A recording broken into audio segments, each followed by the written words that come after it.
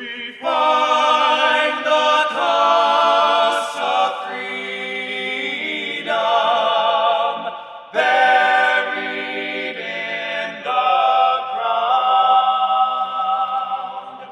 Mother Earth will swallow you. Lay your body down.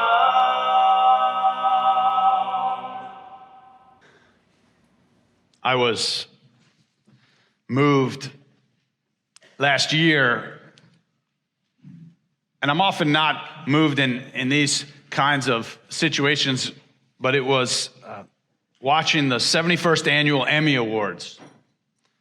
And actress Alex Borstein from the show The Marvelous Mrs. Maisel, if you haven't seen that, it's a really funny show. She won the award for Best Supporting Actress in a Comedy Series. And when accepting her award, she told a story, a really touching story about her grandmother's bravery in fighting the Nazis. To my mother, to my grandmother, she said, they are immigrants. They are Holocaust survivors. My grandmother turned to a guard.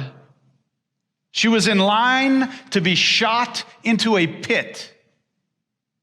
And she said, "What happens if I step out of line?" And he said, "Well, I don't have the heart to shoot you, but somebody will." And she stepped out of line. And for that, I am here, and my children are here. So she lifted up her trophy and said, "Step out of line, ladies. Step out of line."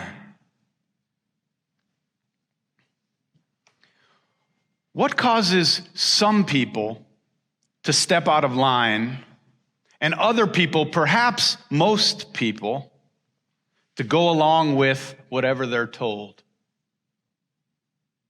Now, the first thing that comes to mind when I think about the story of Borstein's grandmother is that she knew she was going to die if she didn't step out of line. So, in that sense, she had nothing to lose. Still, most people in the same situation did not step out of line. The question for her was, am I going to die striving for freedom, or am I just going to die at someone else's instruction? And the thing is, we're all going to die. So the question for all of us is, how am I going to live before I die? Will I choose to be free in this life? Will I choose to step out of line? For some of us, that means changing from the religion we were raised with, despite the reaction of our families. Or to become free from addiction or from codependency to someone else who has addiction. Free from a bad habit or a bad relationship. Or if it's who we are, to live freely and proudly as an out gay or lesbian or bisexual or transgender person. A lot of things keep us from stepping out of line. A lot of things keep people from choosing freedom over compliance or complacency. There's a cost. There's a cost to freedom. Sometimes it's an actual cost in money. The concern that keeps people in a bad job or a bad relationship or hiding themselves from others. Often it's fear of being rejected, of not belonging, of being all alone. I don't know if you've seen the new movie about Harriet Tubman, But if you haven't, it's a fabulous movie, and I recommend it. It's very inspiring. She's an incredible woman. And I want you to look at the screen and see this scene from the movie where she's running for the first time from her captivity. Whoa, whoa, easy now. Easy now. And I've decided not to sell you after all. The fact is, I'd miss you. Now, you've been there all my life. Like your mama was all my daddy's. Daddy vowed never to sell your mama. And I'm vowing never to sell you. You can come on back. I won't hurt you bad. You stay at home. Stay with John. Stay with us. Would you like that? I'm gonna be free or die. I'm gonna be free or die. Now, I find Harriet Tubman to be one of the most inspiring people of all times. She was born into slavery. She escaped on her own. She went back multiple times, risking her life and risking being enslaved again, and led over 70 people into freedom. She was the most successful conductor on the Underground Railroad. She became a general in the Union Army, and her regiment freed another 700 slaves. To this day, she is, or I believe she is, the only American woman to have led an expedition of troops into armed combat. Not to mention she won. She couldn't read. She was a remarkable woman, full of courage and bravery. She was a spy for a period of time in the Union Army, helping the North win. She went on to become a suffragist, fighting for women's rights to vote. I can hardly wait to carry the new $20 bill that I think I have a picture of, that they're proposing with Harriet Tubman, the first non-president on a bill in the United States of America. I can't wait to carry that bill in my pocket.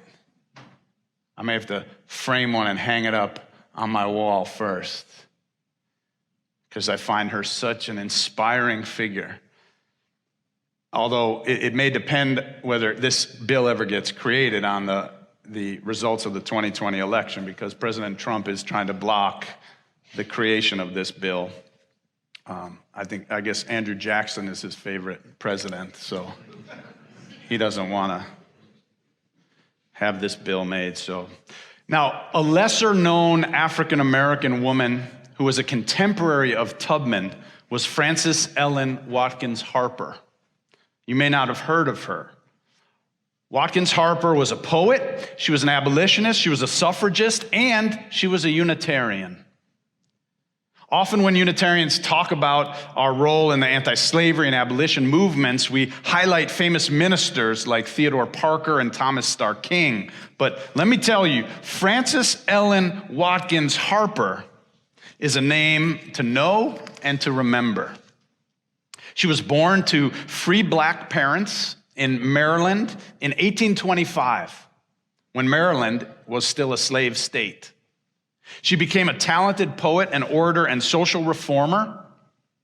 She's considered the leading African-American poet of the 19th century, whose writings changed people's minds and hearts. My guess is that over the next 10 minutes, she's going to change yours too. Her parents both died by the time she was 3 years old. Her uncle took her in, and fortunately, he was someone who was running one of the only very rare schools for black children. So she was able to get an education and learn how to read. And then when she was 14, she had to go to work, and she took a job working for a Quaker family who owned a bookstore. And so whenever she had a free moment, she became a voracious reader. She also began to write poetry. Now, after the passage of the Fugitive Slave Act, and I didn't know about this, but Maryland went a step further and passed a law saying that any free black person who entered the state of Maryland would be sold into slavery. She pledged her life to fight to end this atrocious practice of slavery. She moved to Philadelphia. She was penniless and she was alone, but she met William Still. And if you've seen the movie Harriet or know her story, William Still was the man who inducted her into the Underground Railroad as a conductor in the Underground Railroad, another incredible American and patriot of freedom. William Still introduced her to many fugitive slaves who were coming over through the Underground Railroad, and she heard their heartrending stories, and she turned these stories into poems. Her poems and her writings soon began to be published in the abolition newspapers.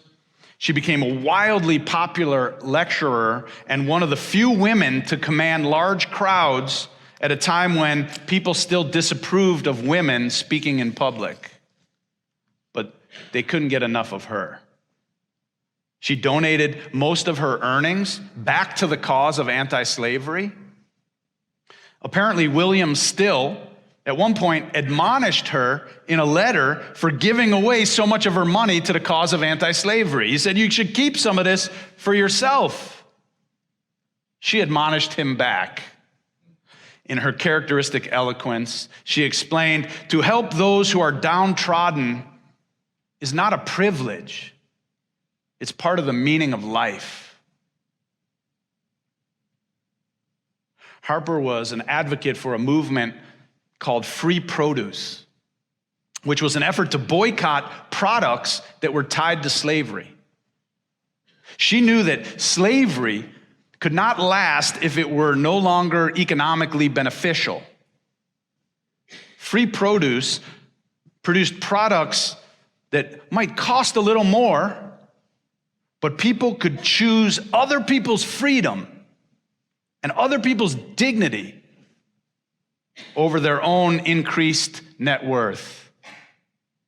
In essence, the people boycotting slavery's produce were claiming their own freedom and their power to make a difference in a situation that must have seemed incredible to try to change. It was a time in America that was even more divided than our times right now. Historian Polly Peterson says Harper's words helped Americans across the divide to understand their common humanity and their common yearnings. Watkins Harper wrote, 100,000 newborn babies are annually added to the victims of slavery. 20,000 lives are annually sacrificed on the plantations of the South. Such a sight should send a thrill of horror through the nerves of civilization and impel the hearts of humanity to lofty deeds. And it would, had men not discovered a way to transform this blood into gold. So that instead of listening to the cries of agony, they listen to the ring of dollars and stoop down to pick up the coins. But she goes on, I will not dwell on the dark side of this picture. God is on the side of freedom, and any cause that has God on its side will triumph. Jesus, she said, is on the side of freedom. He claimed, I come to preach deliverance to the captives, the opening of the prison doors to them who are bound. She said, the truest and the noblest hearts in this land are on the side of freedom. And we are no different, you and I. Just as Americans in the antebellum era had a chance to choose freedom, so do we. in a letter to William Still in 1854. Watkins Harper explained why she advocated for avoiding goods produced by slave labor. I have a reason to be thankful that I am able to pay a little more for a free labor dress. If it's a little bit coarser cotton, so be it. I can thank God that upon the warp and woof of its loom, I see no stain of blood and tears. That to produce cloth for my limbs, no crushed and broken heart went out in sighs. She wrote a poem that swept across this country titled Free Labor, which helped to popularize the cause. And she created sympathy in people to spend a little more money to be on the side of freedom and justice. She wrote, I wear easy garment over no toiling slave, wept tears and hopeless anguish in his passage to the grave. And from its ample folds shall rise no cry to God. Upon its warp and woof shall be no stain and tears and blood. Oh, lightly shall it press my form, unladen with a sigh. I shall not mid its rustling hear some sad, despairing cry. The fabric is too light to bear the weight of bondsmen's tears. I shall not in its texture trace the agony of years. Too light to bear a smothered sigh from some lorn woman's heart, whose only wreath of household love is rudely torn apart. The lightly shall it press my form, unburdened by a sigh, and from its seams and folds shall rise no voice to pierce the sky. And witness at the throne of God the language deep and strong, that I have nerved oppression's hand for deeds of guilt and wrong. Frances Ellen Watkins Harper would pay more, would wear less appealing products, and would even go without certain things rather than hear the cries and see the stains of blood in the cloth and in the products that she possessed and wore on her body and put into her mouth. There is a cost to freedom. There is a cost to choosing freedom. Freedom is not free. In a sense, it always costs something. So this is not just a historic message about freedom and slavery way a long time ago. Here's the truth. It's documented. There are more people in slavery today around the world than there were in the antebellum era. As Polly Peterson writes in her book, Stirring the Nation's Hearts, in the United States, it's likely that at some time we all unwittingly use products that have been produced by slave labor. The problem is that it's hard to track in a global economy. It may be that one component of a complex electronic device that we own was produced by slave labor.